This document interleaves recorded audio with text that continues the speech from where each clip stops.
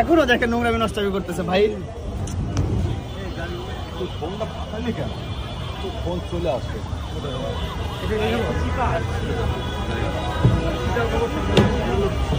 TikToker Prince Mamun ওরফে আব্দুল্লাহ মামুনকে ফের গ্রেফতার করেছে পুলিশ।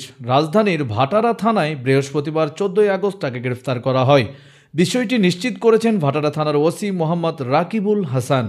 রাকিবুল হাসান জানান, বিজ্ঞ আদালতের ওয়ারেন্টের ভিত্তিতে আজ ভোরে প্রিন্স মামুন ওরফে আব্দুল্লাহ মামুনকে গ্রেফতার করা হয়েছে।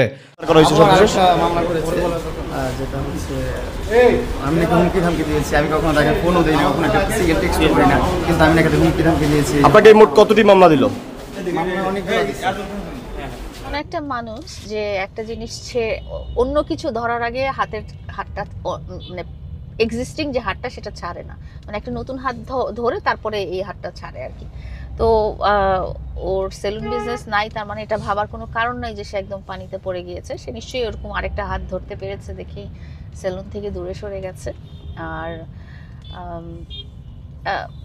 অভিশাপ কথাটা আসলে কি, মনের কষ্টটা কিন্তু মানুষের কখনো বলতে হয় না, আল্লাহ তাআলাকে বলতে হয় না যে আল্লাহ আমি অভিশাপ দিচ্ছি, মানে মনের কষ্টটা কিন্তু অভিশাপ হিসেবেই আসে। তার গ্রেফতারের বিষয়টি নিয়ে কন্টেন্ট ক্রিয়েটর লাইলা জানিয়েছেন, মামুন গ্রেফতার হয়েছে এটা সত্য, তবে কোন মামলায় তাকে গ্রেফতার করা হয়েছে আমি নিশ্চিত নই।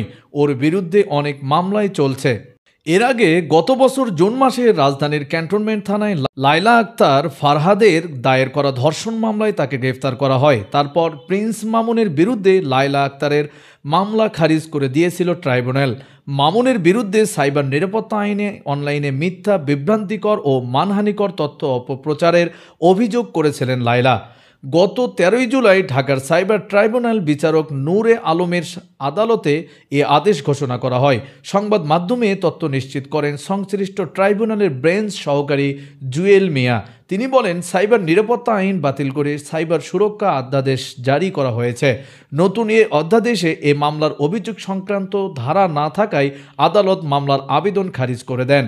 প্রিন্স মামুনের উত্থান মূলত সোশ্যাল মিডিয়া, টিকটক ও লাইকির সুবাদে।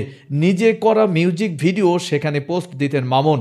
সেখান থেকেই তার পরিচিতি এবং জনপ্রিয়তা ব্যাপকভাবে প্রকাশ পায়। আগে তার প্রাক্তন প্রেমিকা লায়লা আক্তার ফারহাদকে মারধর ও হত্যা চেষ্টার অভিযোগে টিকটকার আব্দুল্লাহ মামুন ওরফে প্রিন্স মামুনের বিচার শুরুর আদেশ দিয়েছিল আদালত। মঙ্গলবার ঢাকার অতিরিক্ত chief metropolitan magistrate Mohammad Mahbubul হকের আদালত আসামির অব্যাহতির আবেদন নাকচ করে এ আদেশ দেন। বাদীপক্ষের আইনজীবী ইসরাত হাসান সংবাদ মাধ্যমকে এ তথ্য নিশ্চিত করেছেন। এ আদেশের সময় মামুন আদালতে উপস্থিত থেকে তার পক্ষে তার আইনজীবী মামলা থেকে অব্যাহতি চেয়ে আবেদন করেন। অন্যদিকে বাদীপক্ষের আইনজীবী ইসরাত হাসান অভিযোগ গঠনের পক্ষে শুনানি করেন। উভয় পক্ষের শুনানি শেষে আদালত অব্যাহতির আবেদন খারিজ করে দেয়। সেই সঙ্গে অভিযোগ গঠন করে আগামীতে মামলা সাক্ষ্য গ্রহণের জন্য দিন ধার্য করেন।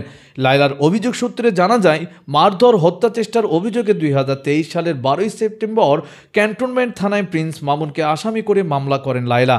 মামলার অভিযোগ থেকে জানা যায়, প্রিন্স মামুনের সঙ্গে 3 বছর আগে লায়লার সামাজিক যোগাযোগ মাধ্যম ফেসবুকের মাধ্যমে পরিচয় হয়। পরিচয়ের এক পর্যায়ে তাদের মধ্যে প্রেমের সম্পর্ক গড়ে ওঠে। দুই পরিবারের সম্মতিতেই প্রিন্স মামুনের সঙ্গে তার বিয়ের কথাবার্তাও চূড়ান্ত হয়।